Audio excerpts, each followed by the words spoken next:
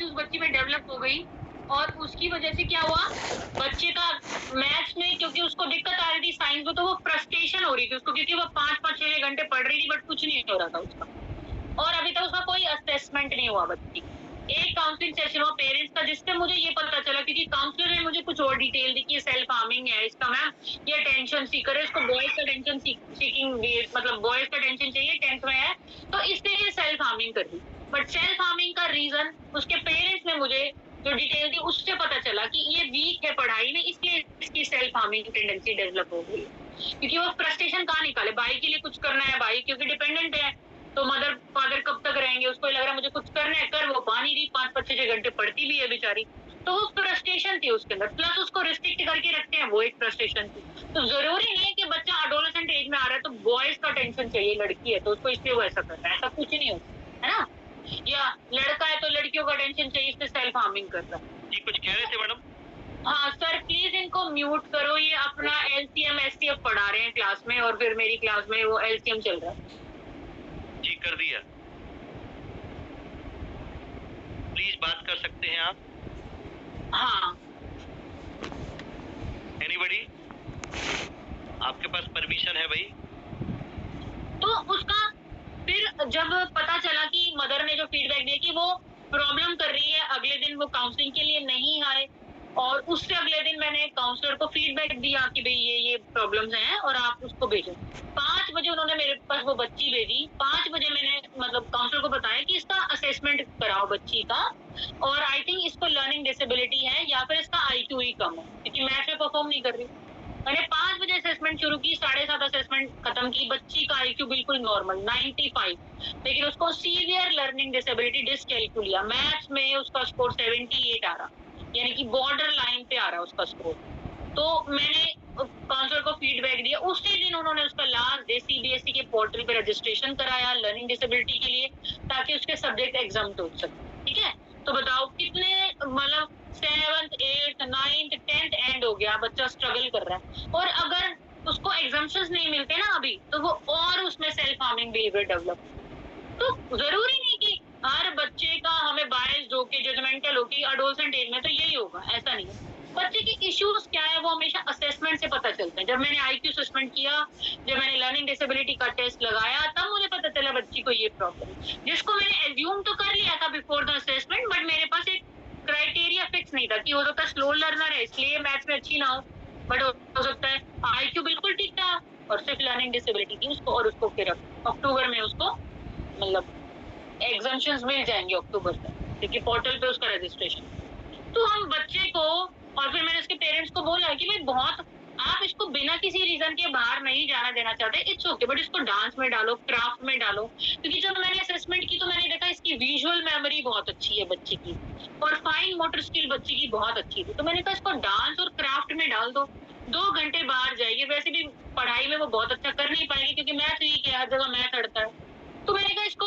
वहां डालो, अच्छा डांस करेगी, डांस एकेडमी खोल सकती है अपनी, जब इतना सा डांस करेगी तो, और आर्ट एंड क्राफ्ट का अपना कोई सेंटर खोल सकती है, अर्निंग कर सकती है, भाई को भी देख सकती है, और उसमें उसको फ्रस्ट्रेशन भी नहीं होगी, क्योंकि वो उसकी कैपेबिलिटी के हिसाब से चीज होगी। तो मैं हमेशा पेरेंट्स को बोलती हूँ, उनको ये लगता है कि ये पैसे के लिए होता है सब कुछ, बट सब कुछ कभी भी पैसे के लिए नहीं होता। तो असेसमेंट क्यों इंपॉर्टेंट होती है कि 10th के बाद बच्चे का करियर डिसाइड होता है उसकी एबिलिटी के बेस पे, और एप्टीट्यूड टेस्ट बच्चे की एबिलिटी बताते हैं।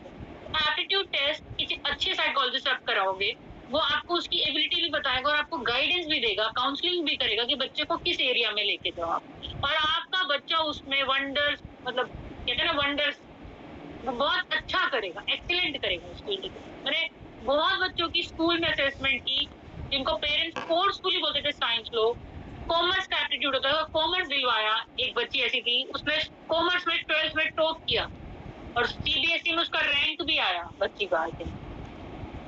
उसके बाद वो अब किसी कंपनी में जॉब कर रही है और बहुत अच्छा कर रही है। जब उसका 12th का रिजल्ट आया तो वो स्पेशल मेरे पास आई कि मैम आपने अच्छा हो, मुझे साइंस नहीं लेनी थी।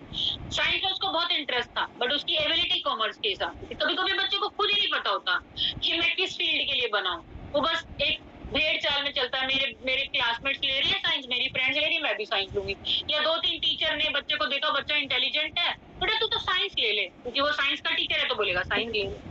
तो मैंने बोला, मैंने जब उसका एप्टीट्यूड टेस्ट किया तो मैंने कहा साइंस में बेटा आपका फिजिक्स में एप्टीट्यूड नहीं है, आप अच्छा नहीं कर पाओगे साइंस, आप कॉमर्स लो, कॉमर्स में बहुत अच्छा।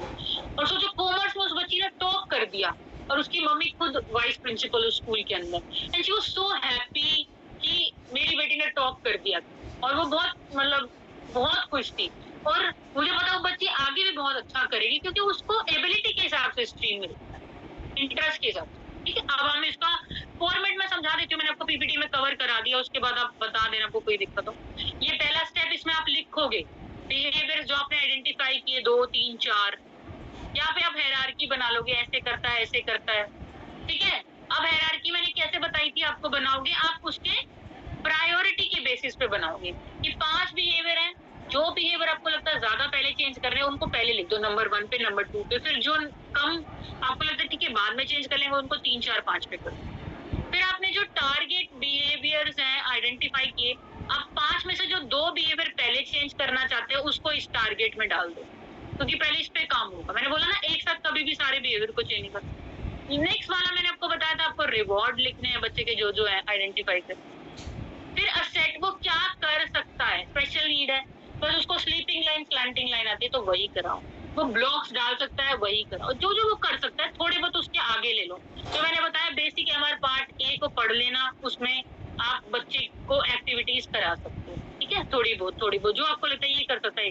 या आप बेस लाइन बनाओगे, जो भी प्रॉब्लम बिहेवियर कितनी बार करता है, कितनी देर करता है। या फंक्शनल एनालिसिस मैंने आपको बताया था ना, ABC, why, when, where, with whom सारे लिखने।